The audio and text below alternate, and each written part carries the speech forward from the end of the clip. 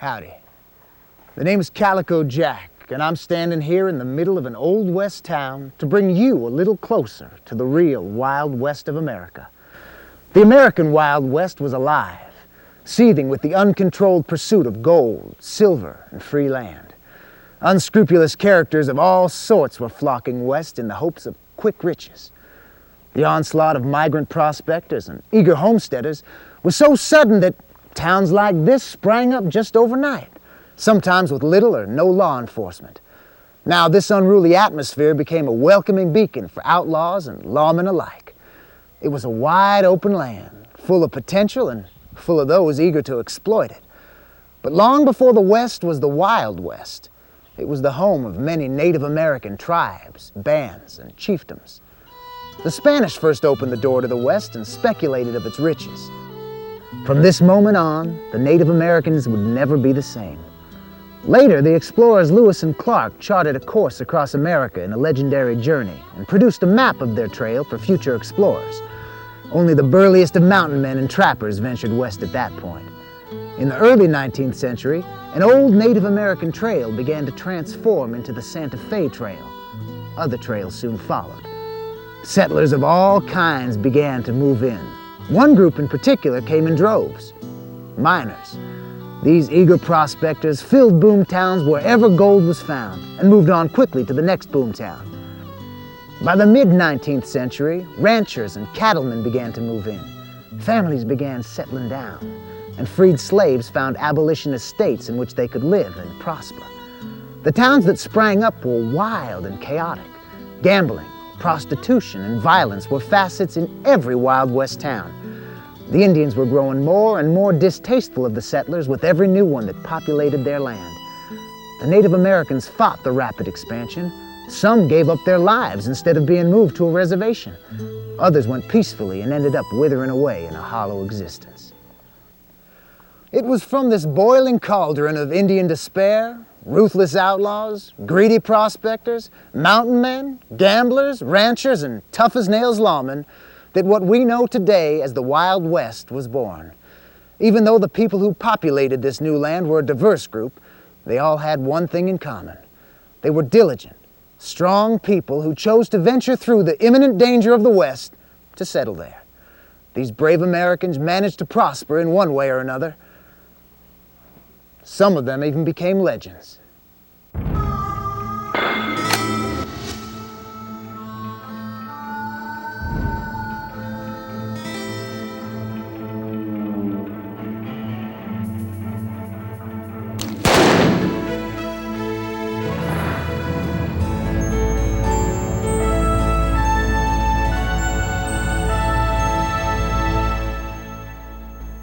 All right, you low-life varmint! You come on out of there! This is the law speaking! I ain't coming out! We've got you surrounded! Ready, Dave? Ready, Marshal? Now come out with your hands up! I'm coming out with my gun up!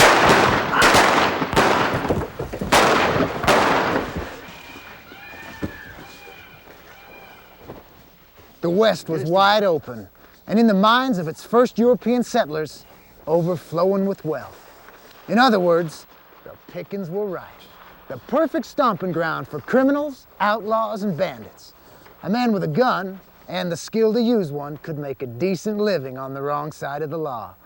Many of the legendary outlaws are household names: Billy the Kid, Jesse James, and Butch Cassidy and the Sundance Kid. Others like John Wesley Hardin are not so well known, but were just as legendary in their own time.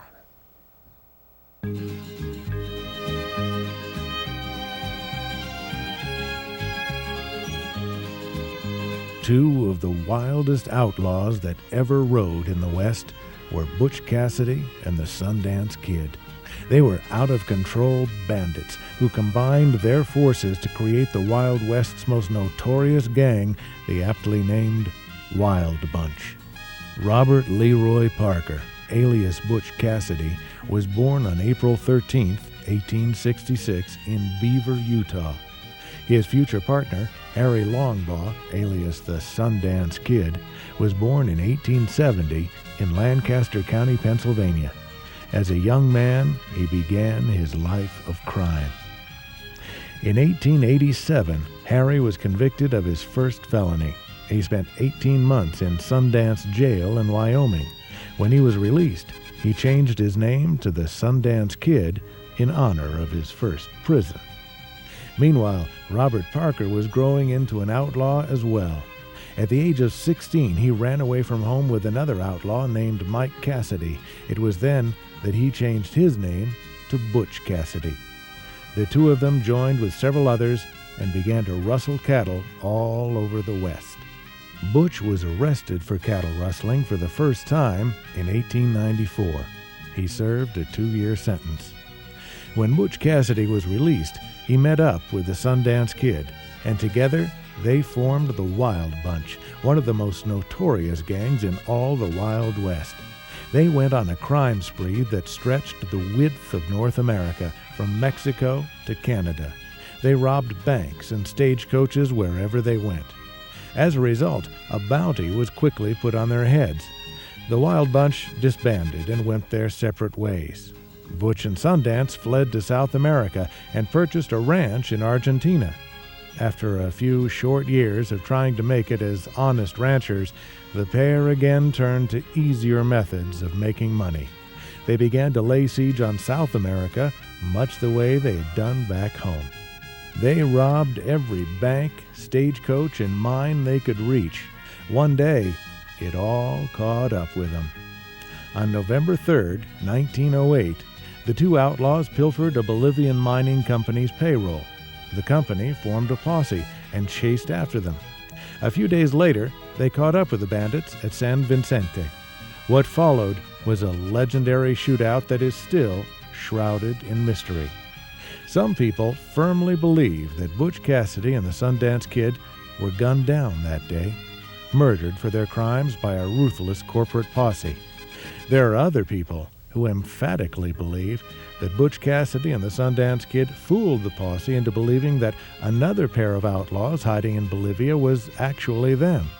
The posse killed these two outlaws and then went home. Butch Cassidy and the Sundance Kid fled into the jungles. Some people go even further to speculate that the pair returned to the West and lived out their lives with new names and identities. Whatever demise the two bandits met with may never really be known. The mystique that's been created surrounding their deaths has helped to project them into national folklore. These two outlaws spread their version of lawless mayhem throughout the Wild West and South America. They were undoubtedly two of the most legendary outlaws that ever lived.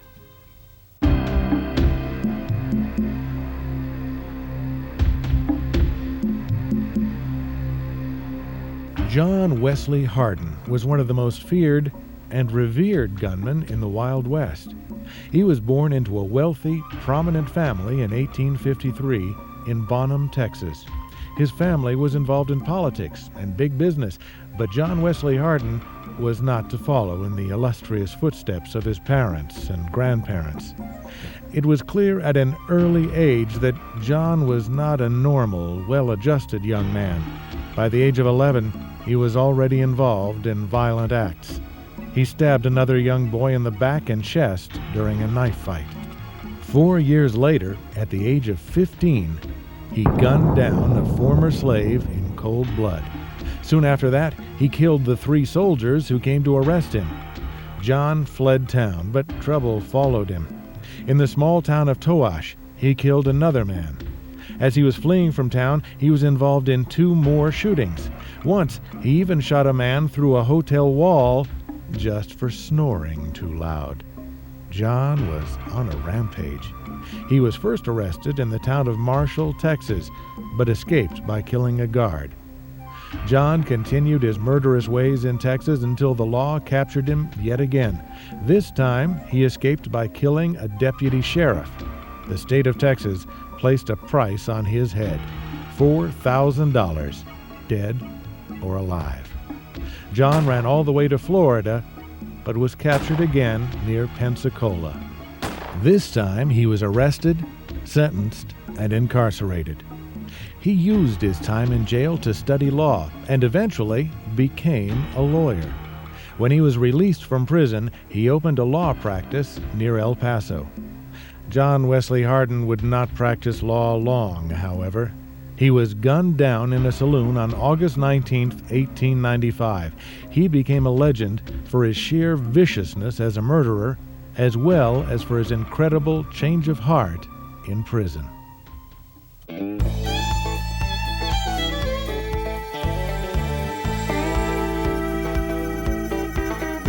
The James Gang was a fierce band of 3 sets of outlaw brothers. The 2 James brothers, Frank and Jesse, became the most famous siblings in the Wild West's history. They were both born in Clay County, Missouri. Frank on January 10, 1843, and Jesse on September 5, 1847. The James Gang was a skilled group of train, stagecoach, and bank robbers. They were credited with pulling off one of the most daring train robberies in history. On January 31, 1874, the gang took over a train called the Iron Mountain Express in Missouri. They detained the single guard at the station and raised a flag to signal the incoming train to stop. The train conductor pulled in, thinking there might be a new passenger, but was surprised when 3 bandits with guns, draped in white sheets, greeted him. The bandits robbed the train and its cargo. When the robbery began, the bandits announced that they would only be taking the contents of the train and the personal belongings of any man without calluses on his hands. But this homage to the working man didn't last long. Within minutes, the gang had laid claim to everyone's possessions. This robbery was bold. It was right out in broad daylight, and instead of ambushing the train in a remote location, they took over its entire station. This was the type of risky endeavor that earned the James Gang legendary status. The gang ruthlessly wreaked havoc on local towns, killing many people and robbing indiscriminately. The gang was highly successful at the art of stealing. Much of this success had come because of a lack of prosecution from local authorities. The James Gang became local heroes in their own town. Their neighbors loved them, and the town envisioned them as modern-day Robin Hoods. But the mayhem would not last forever. On April 3, 1882, 2 friends went to visit Jesse James at his house. One of the men, Robert Ford, shot Jesse in the back of the head and killed him. 6 months later, his brother Frank turned himself in, saying, "I have slept in all sorts of places, here today, there tomorrow. I'm tired of this life of taut nerves, of night riding and day hiding, of constant listening for footfalls, cracking twigs, and rustling leaves and creaking doors. Tired of seeing Judas on the face of every friend I know, and God knows I have none to spare. Tired of the saddle, the revolver, and the cartridge belt. I want to see if there's not a way out of it." With these words, he went unconvicted of his crimes and lived to the ripe old age of 72.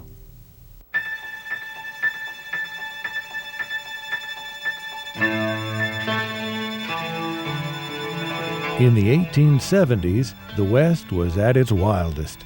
Gunslingers and outlaws from all over the world were converging in this explosive place we call the Western United States. The territory of New Mexico in particular was overflowing with criminals and bandits of every sort. It seemed like every cowboy with a gun and a chip on his shoulder was making his way westward. One of these New Mexico outlaws was William H. Bonney. William Bonney was known by many names: Henry McCarty, Kid Antrim, and of course, Billy the Kid. He was born on September 17, 1859 in New York City, but by the late 1870s, he'd settled in Silver City, New Mexico. He moved in with a man named John Tunstall, who offered Billy a job and a place to live. John Tunstall was later gunned down in cold blood by ruthless lawmen. Billy vowed vengeance on every man involved with the murder. He went on a killing spree that soon became legendary and continually thwarted the law. But Billy the Kid's days were numbered. A lawman named Pat Garrett was sent out to capture the vicious outlaw. The saga of Billy the Kid was coming to an end, and the legend of Pat Garrett was about to begin.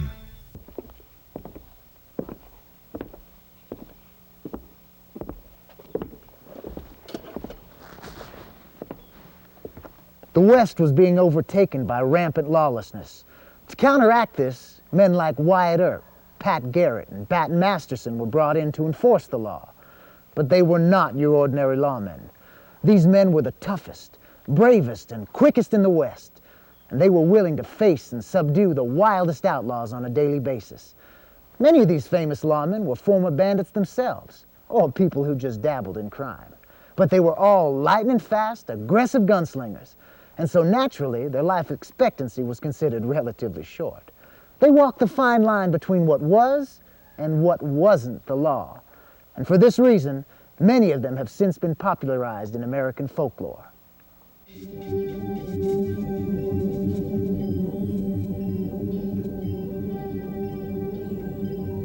Pat Garrett was born in Chambers County, Alabama on June 5, 1850. He was a multi-talented individual. He wore many hats in his lifetime. These included clerk, cowboy, buffalo hunter, cafe owner, gambler, bartender, law officer, rancher, livery stable owner, and customs collector. It seemed as though he could do just about anything. It was in Lincoln County, New Mexico, that Pat Garrett was elected sheriff in 1880. The main problem he had to address was Billy the Kid. Garrett and Billy the Kid had been friends in the past, but once Garrett set in his mind that he was going to be the man to take down Billy the Kid, there was no turning back. Garrett led a manhunt after Billy and cornered him at an isolated hideout near Fort Sumner. Garrett arrested the Kid and placed him in a Lincoln County jail, but he was able to escape by killing 2 of his guards. Garrett set out after the outlaw and once again caught up with his old friend near Fort Sumner. July 14, 1881 was the date that Pat Garrett would always remember. On that warm summer's night, Pat Garrett became a legend. He became the man who killed Billy the Kid. Pat Garrett died himself on February 29, 1908, after his neighbor shot him dead as the result of a squabble.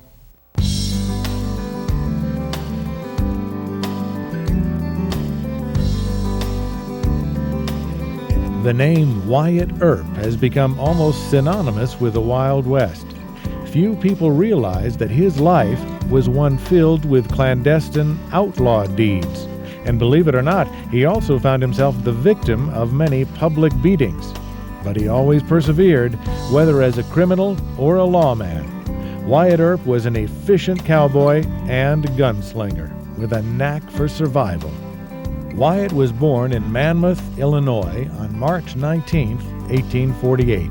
His father was a rugged frontiersman, and Wyatt quickly learned how to work a plow as well as a gun. Much of his career is shrouded in folklore and unsubstantiated myth, but we do know several things for sure. Wyatt began his career in Lamar, Missouri, where he was elected the town constable. Several months after his election, Wyatt's new bride passed away. Wyatt ended up in a fistfight in the center of town with his dead bride's brothers. The stories say this fight was a classic brawl that involved many people and lasted half an hour.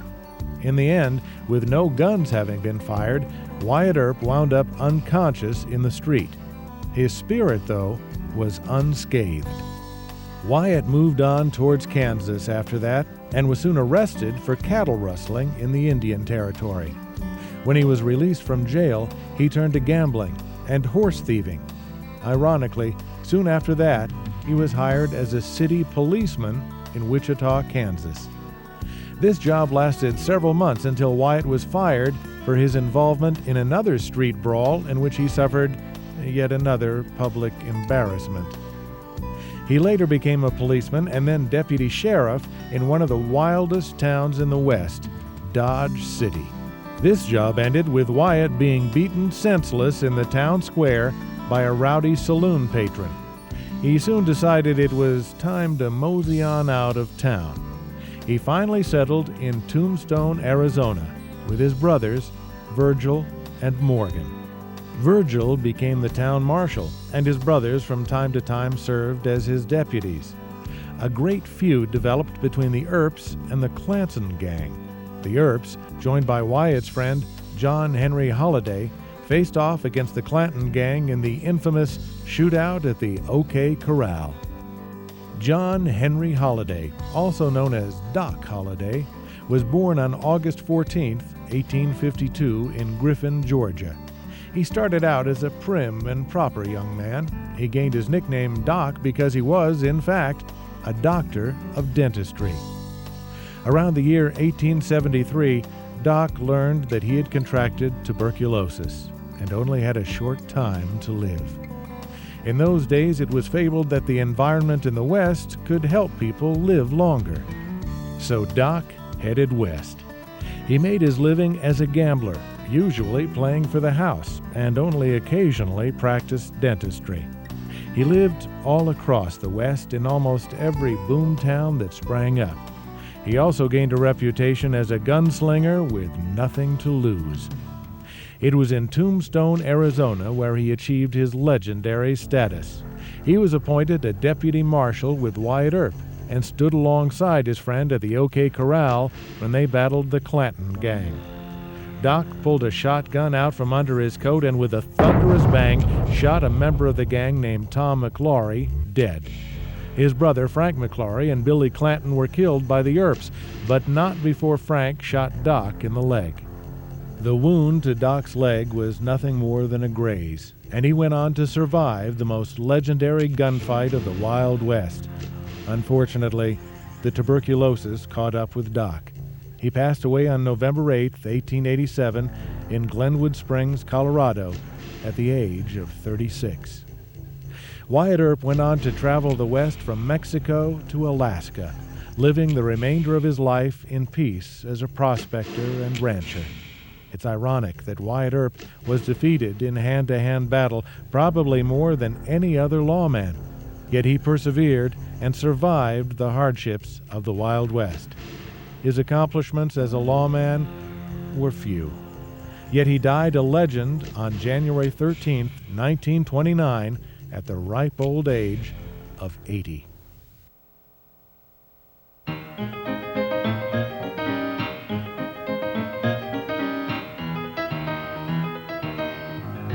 William Masterson was born on November 24, 1853, in Quebec, Canada. Early in his life, the Masterson family moved to a farm in Illinois. It was there that he learned how to shoot and hunt. His first gun was an old black powder rifle musket, and he practiced shooting whenever he had a chance. Around the time he was 18, he joined a buffalo hunting outfit. He became well respected in his small community of hunters as a perfect, steady shot. A few years later, he joined the Army as an Indian scout, but this job only lasted a few months. He drifted about the West, working odd jobs along the way. One day, while in a saloon in Texas, he got into a gunfight over a girl. In a barrage of gunfire, his opponent and the girl were both killed. William was wounded in the hip. This injury caused him to limp for the rest of his life. In later years, he had to use a cane, which he used to subdue outlaws. This is how he came to be known as Bat Masterson. In 1877, he and his brother Ed opened a saloon in Dodge City. Soon after that, they both became deputy sheriffs for Wyatt Earp. Bat decided to run for sheriff himself a few years later and won. The local newspaper noted that Bat was well known as a young man of nerve and coolness in cases of danger. He believed in trying to talk his way out of trouble instead of pulling a gun at every opportunity. His reputation as a peaceful, ask-first, then-shoot lawman was legendary. It was because of this that he was able to keep law and order throughout Ford County. In early 1878, Bat Masterson, Wyatt Earp, Charlie Bassett, and Bill Tillman formed one of the most heralded posses the West has ever seen. They joined forces to go after a man named Spike Kennedy. Kennedy had shot a bullet through the mayor's house and killed an innocent woman. As the posse approached, Kennedy opened fire, but his shots were wild. Bat Masterson lifted his rifle up and fired a single shot that hit Kennedy in the shoulder. Kennedy was taken back to Dodge City, where he stood trial for murder. In 1905, President Theodore Roosevelt offered Masterson a position as a U.S. Marshal in Oklahoma Territory, but Masterson declined the offer by replying, "Dear Mr. President, I am not the man for the job. Oklahoma is still woolly, and if I was Marshal, some youngster would try to put me out because of my reputation. I would have to kill or be killed. No sense to that. I have taken my guns off, and I don't ever want to put them on again." Bat Masterson spent the last years of his life as a sports writer for the New York Morning Telegraph. He died of a heart attack on October 25, 1921.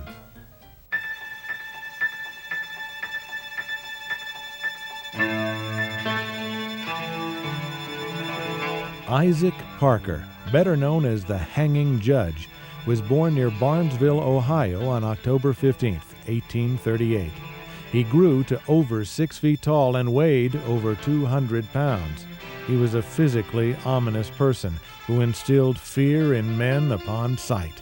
As a judge, he would one day preside over Indian Territory. This was an area filled with a mixture of cattle thieves, horse thieves, prostitutes, desperados, whiskey peddlers, and numerous unsavory characters. Many of these outlaws ended up in court. The only court with jurisdiction over the Indian Territory was the U.S. Court for the Western District located at Fort Smith, Arkansas. This was to be Judge Isaac Parker's court. He was appointed judge in May of 1875. It didn't take Parker long to get going. On May 10, 1875, only 8 days after he took office, he presided over his first day of court. 18 people came before him that day charged with murder. 15 of them were convicted. 8 of those 15 were sentenced to die on the gallows. Judge Parker quickly gained a ruthless reputation. He had a 12-man gallows built. Soon after that, he hung 6 men from it publicly. The hanging of these 6 people became an extraordinary media event.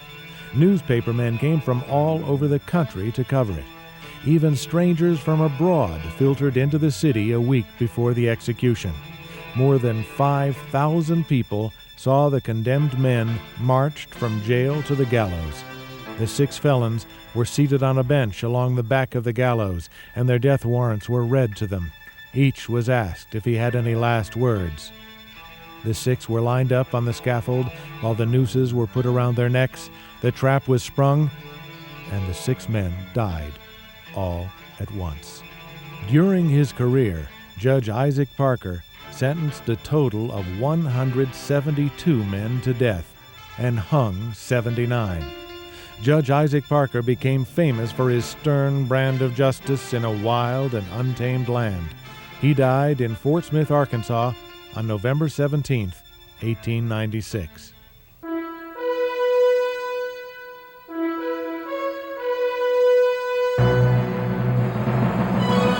One of the most recognizable characters from the Wild West was James Butler Hickok, alias Wild Bill.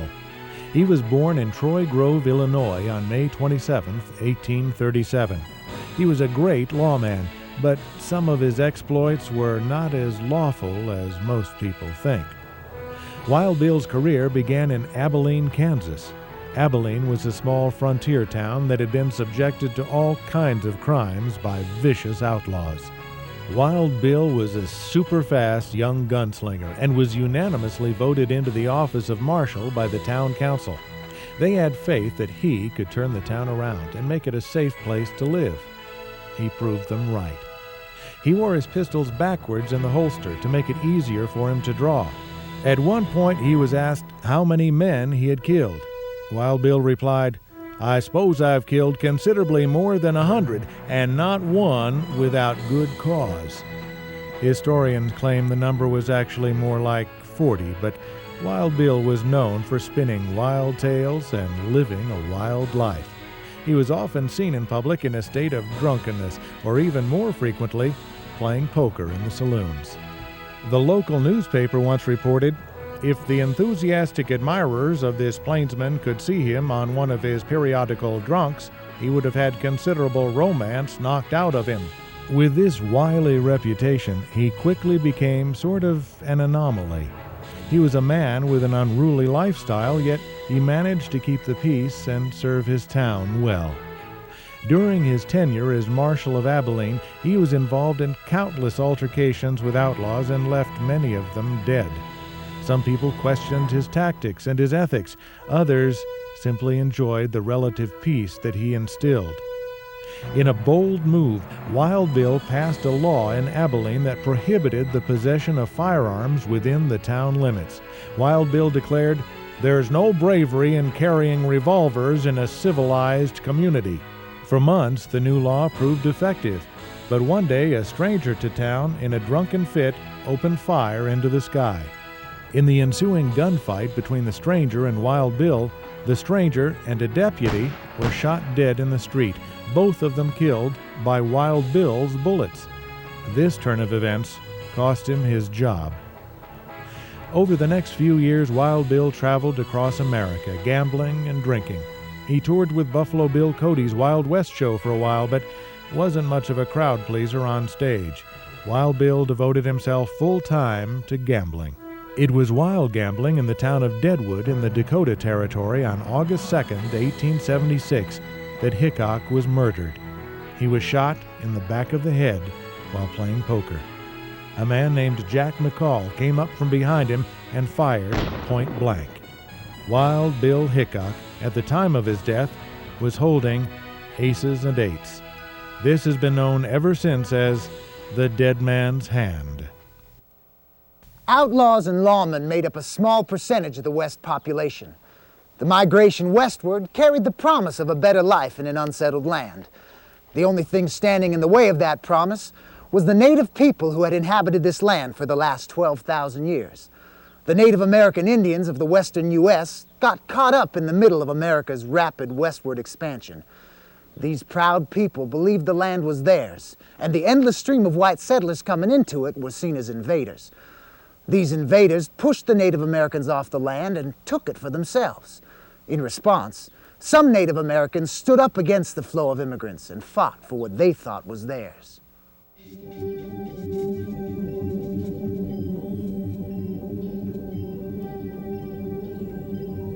Wovoka was a prophet among the Native Americans. He was a Paiute shaman from Nevada who claimed to have visions in his sleep of future events. In the late 1800s, one of these visions had quite an impact on his people, but eventually caused more harm than good. This vision depicted a great dance, unifying all Native Americans across the country. All of the tribes would dance in circles simultaneously in their villages for 5 days. This dance was to invoke the spirits of their ancestors who would rise from the dead and remove the white settlers from their land. The ghost dance, as it was called, scared the settlers, and soon many Native Americans were being persecuted for performing it. The largest massacre of followers of the ghost dance occurred on December 29, 1890, at Wounded Knee Creek in South Dakota. The United States 7th Cavalry opened fire on 350 Native American men, women, and children. Over 200 of them were killed.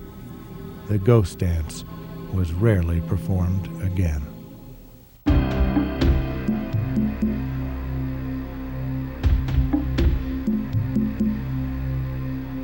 Chief Joseph was a great leader of the Nez Perce people. He was born in Oregon and resided there with his tribe peacefully for many years. When the white settlers moved in, Chief Joseph was one of the first to befriend them and be baptized. It wasn't long after his baptism, though, that he began to grow disillusioned with the Christian faith. He appreciated the morals and values that were portrayed by the church, but despised their actions. In 1873, the Nez Perce were under pressure to move on to a reservation and give up their homeland to the settlers. Many Nez Perce did so, But Chief Joseph's tribe refused to leave their native land. This land that they loved, they held without violence. Chief Joseph did not believe in waging war. He refused to fight the settlers and urged his people to do the same. They were one of the most peaceful tribes in the West, but expansion was besieging them with pressure to move. Chief Joseph and his people stood their ground. He tried to explain to the U.S. what this land meant to him and why he didn't want to leave. He said, "This was the place where my ancestors were buried. I promised my father never to abandon it. Do not misunderstand me in my affection for the land. I never said the land was mine to do with as I choose. The one who has the right to dispose of it is the one who created it. I claim a right to live on my land and accord you the privilege to live on yours." This did not shake the will of the United States government. Instead, an ultimatum was issued: either accept compensation for the land and move from it, or be forcibly removed. The Nez Perce were a very gentle people, but the atrocities that the U.S. heaped upon them were unbearable. The Nez Perce were forced into action. Originally, they left their land and headed north for Canada, where the legendary Indian chief Sitting Bull and other Sioux were hiding. The army was hot on their trail. The Nez Perce proved that even though they were peaceful, they were incredibly dangerous when finally provoked. Every attack upon them was thwarted with a fierce Nez Perce battle. For many months, the army chased Chief Joseph and his people around the Northwest. This war between the Nez Perce and the U.S. Army became one of the most legendary in all the West. The Nez Perce seemed undefeatable as they kept pushing northward towards Canada. They held off every single attack until, in the dead of winter, the cold and hungry Indians grew tired. They were only 40 miles from the Canadian border when things turned grim. Those last miles to the border became an impassable obstacle for the starving, freezing Nez Perce. Chief Joseph went to the army and offered his rifle in surrender, saying, "Hear me, my chiefs. I'm tired. My heart is sick and sad. From where the sun now stands, I will fight no more forever."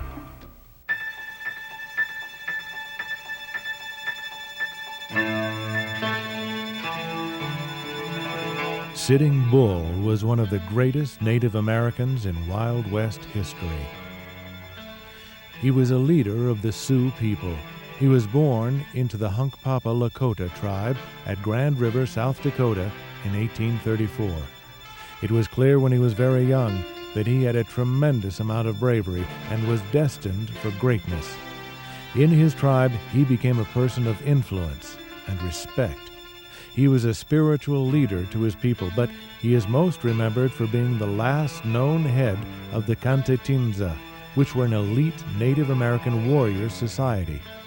In 1874, General George Custer led his troops into the Black Hills of South Dakota. He reported finding gold on the Sioux's land. The U.S. Army then allowed in gold prospectors. Sitting Bull joined with Chiefs Crazy Horse and Gull to halt the onslaught of people coming to their land in search of gold and treasure. In the summer of 1876, Custer was sent from Fort Abraham Lincoln to capture the Kantetinza. What ensued became one of the most infamous events in American history, the Battle of Little Bighorn. Custer arrived in southern Montana with 265 soldiers. In less than half an hour of fierce, unbridled mayhem, Custer's troops were completely annihilated by the Native American onslaught. After the battle, Sitting Bull fled to Canada. It was at this same time that Chief Joseph was desperately trying to lead his people into Canada in an effort to meet up with Sitting Bull. 5 years after the Nez Perce attempt failed, Sitting Bull returned to Fort Buford in Montana to surrender to the U.S. authorities. He served a 2-year prison sentence for his crimes. When he was released in 1883, he began to tour with Buffalo Bill's Wild West show. In 1890, he was arrested a second time for permitting his people from the Grand River to join in the ghost dance. An altercation followed his arrest by Lakota police, and he was shot to death. Sitting Bull was killed on December 15, 1890, by his own people. Women also played an important role in the expansion of the West. Some were infamous, like the sharpshooter Annie Oakley. Others notorious, like Belle Starr. In fact, some of the toughest and smartest people in the West were women. They were self-reliant and determined to survive and prosper in the Wild West.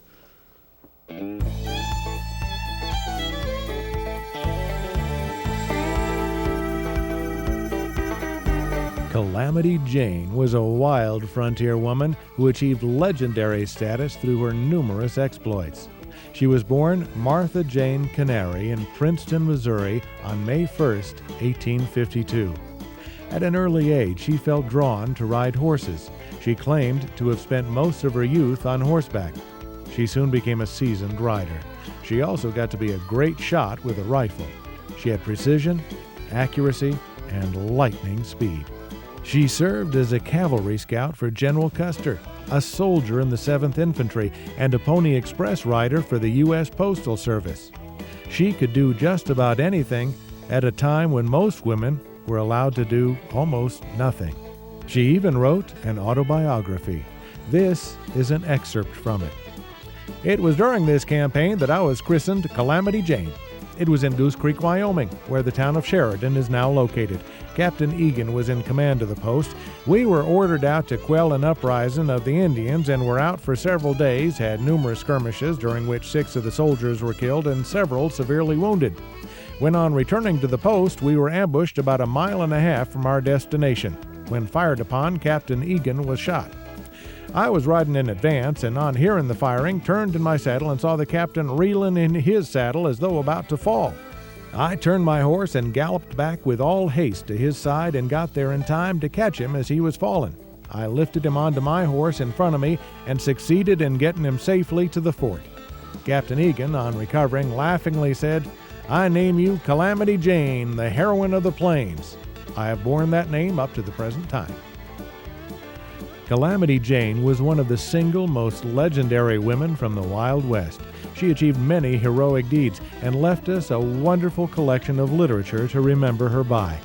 She died on August 1st, 1903, and is buried in Deadwood, not too far away from Wild Bill Hickok.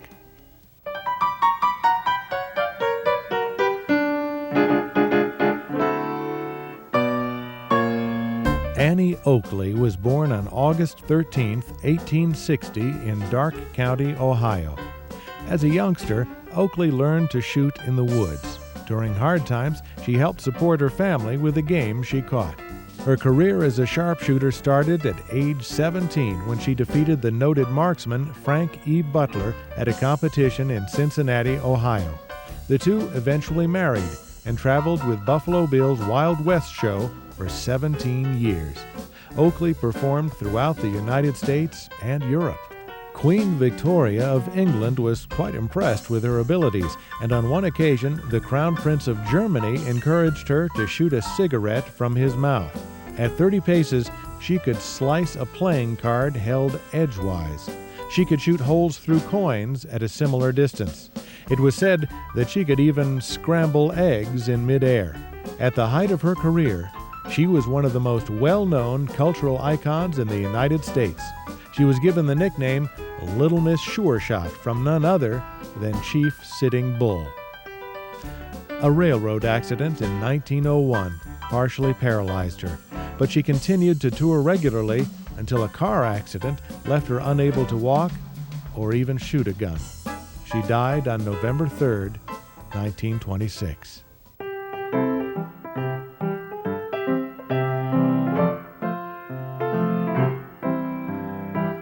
She was born Myra Belle Shirley in Carthage, Missouri on February 3, 1846, but the world would always remember her as Belle Starr. She was a Wild West outlaw if there ever was one. She spent her life as a professional thief and cattle rustler, but is perhaps best known for her numerous marriages and illicit relationships. Belle was fond of marrying outlaws, and as a result, she was often left a widow. She loved the outlaw life and actively participated in all kinds of raids and robberies. Her first two husbands were both bank robbers and were both killed for their actions. She soon moved into the cattle rustling business. Her next two husbands were both Cherokee Indians and joined her in her outlaw ways. Belle and her fourth husband, Sam Starr, served 6 months in jail together for their crimes.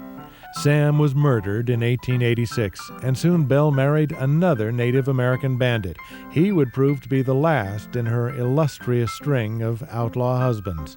In 1889, Belle Starr, who was known as the Bandit Queen, was murdered while riding her horse. The assailant was never found. On her tombstone it reads, "Shed not for her the bitter tear, nor give the heart to vain regret. 'Tis but the casket that lies here, the gem that filled it sparkles yet." Then there were those that could not be so neatly categorized in history.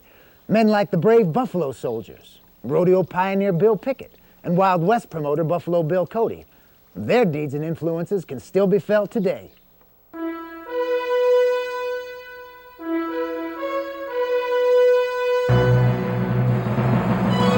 On July 28, 1866, the United States Congress passed an act which called for the formation of 6 regiments of the United States Army to be comprised of African American soldiers. The bravery shown by African American Union soldiers during the Civil War played an important role in this historical decision. Out of the 6 that were proposed, 4 became a reality. The 9th and 10th regiments were cavalry. The 24th and 25th regiments were infantry. White officers, however, were put in command of these troops. Although the men from these regiments were not treated as equals, they proved themselves as brave and diligent soldiers. The 4 regiments served on the western frontier from 1866 to 1898, first in the central and southern plains, and later in the northern plains.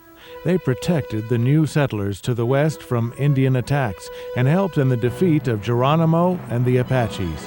They were given the name Buffalo Soldiers out of respect by the Native American population because they believed their hair resembled the coat of the buffalo. During the Spanish-American War, the Buffalo Soldiers served in Cuba and fought alongside Teddy Roosevelt's Rough Riders in the Battle of San Juan Hill. After the Spanish-American War, the 10th Cavalry served under John J. Blackjack Pershing during the Mexican expedition to hunt down the outlaw Pancho Villa.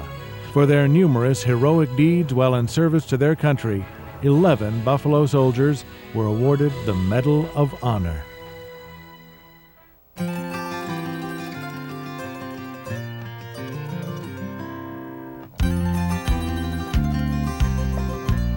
Bill Pickett was born in 1860 near Taylor, Texas.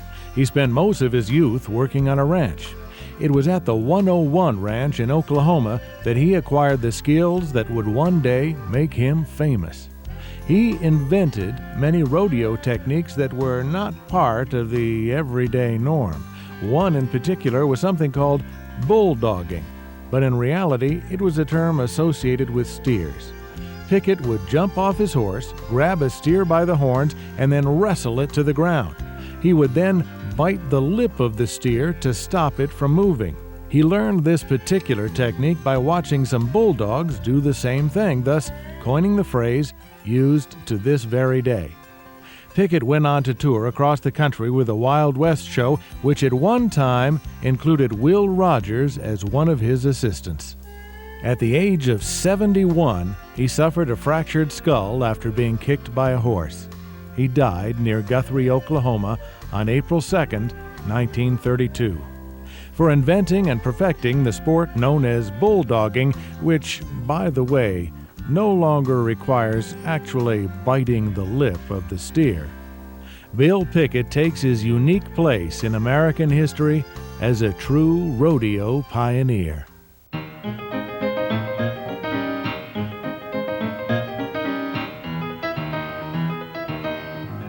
He was born William Frederick Cody in LeClaire, Iowa on February 26, 1846, but is forever known in history as Buffalo Bill. He was as wily a gunslinger and buffalo hunter as they came, but it was his Wild West shows that earned him his lasting reputation and made him a celebrity in his own time. He sought to bring the Wild West, or at least his version of it, to the people of America in a rootin' tootin' Wild West show. Bill toured the country with countless legendary figures such as Annie Oakley, Red Cloud, Sitting Bull, and Wild Bill Hickok. Buffalo Bill could turn a profit on anything. He loved exaggerating stories of the Old West through reenactments, including his version of the Battle of Little Bighorn. His shows were a huge success. They ran for many years all over the United States and even toured in Europe. Bill kept the show lively. Most of the people who came to see his show were people who had never even been to the West. The show was as close as most of these folks would ever get. It was a grossly exaggerated interpretation of the West, which caused people to carry the stories of what they had seen there to their friends and family. The stories of wild outlaws and courageous lawmen soon immersed themselves in oral tradition.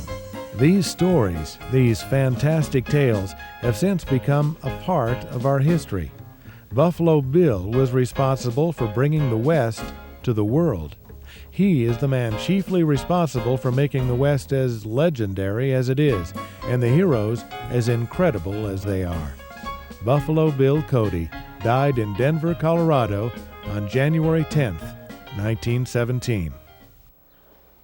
The era known as the Wild West was a time in which astounding things occurred. It is the place where a true United States was born. In every saloon, gambling hall, and mining camp in the Old West, there seems to be a little bit of all of us. A little something that defies definition. It could have been that glint in a prospector's eye, or the shape of a rolling hill on the prairie that seemed like a beacon of freedom for all who wished to enter. It was a place where dreams came true for those brave enough to settle in this new land. And as for those that became legends of the Wild, Wild West, well, they continue to thrive as indelible icons in American culture.